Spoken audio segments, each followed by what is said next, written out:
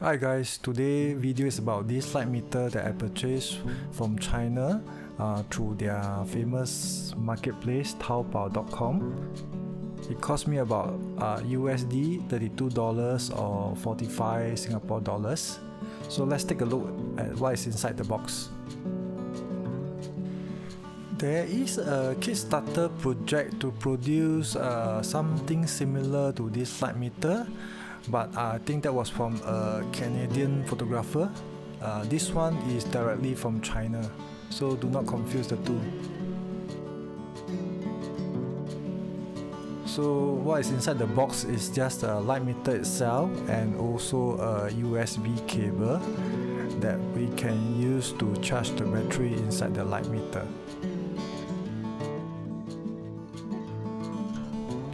There's nothing else inside the box, so there's no instruction sheet, but I guess this would be simple enough to figure out on ourselves how to use it. In terms of size, I put it next to my other light meter, the Kodak L308, just for the comparison of the size.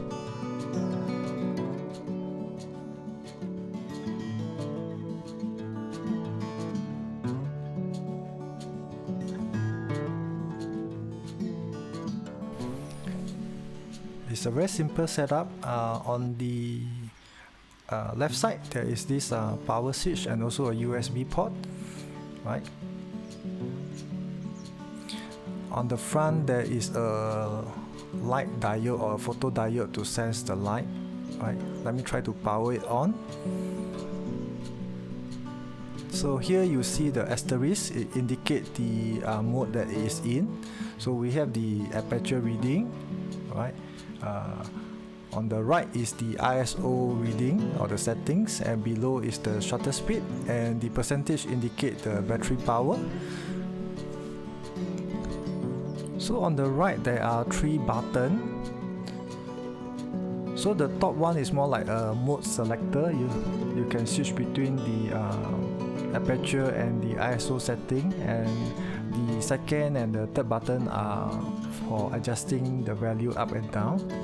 So now if I adjust the aperture, you can see that the value move up or down, and at the same time the shutter speed will also change, right?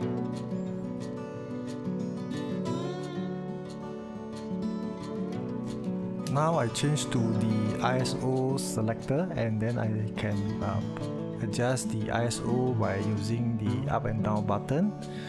Same thing, you should see the shutter speed change when you change the ISO. If I try to cover the photo diode with a very dark piece of tape, you will notice that it gives a low reading. Similarly, if I shine a very bright light source on top of the photo diode, it either give a high, or if it's too bright they'll give a error, ERR, to indicate that it's not able to give a reading, right?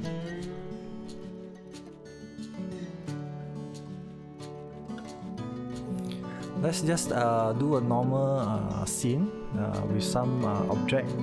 So let's see how the meter will read versus by Kodak L308 incident mode reading, right? So this is what it said here. It is reading f5.61/20, and my Kodak meter is reading also the same thing, f5.61/20. So for an average scene is quite accurate. Now let's do a black scene, and you guys knows that all camera refracted meter system will always meter to 18% gray. That's why for this black cut you see that it's kind of gray in the video. Let's do a reading and see what it reads.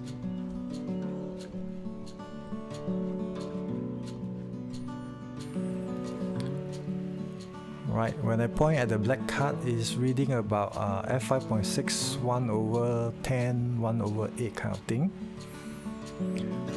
So the Seaconic meter is measuring f5.6 1/25 in incident mode. That's quite normal. It's more accurate when measuring such a black and white scene. Okay, now I'm comparing the Nikon f601 versus this light meter. Okay, my f601 is measuring 1/8, while the Taobao light meter is measuring f1/13. Slight different. How about for a more general scene? Okay, you can see that the reading from the Taobao light meter and my Nikon f601 are the same. So in other words, for a more normal scene, the light meter is quite accurate, right? If you're using it for black and white or color negative, I don't think that's going to be a big problem.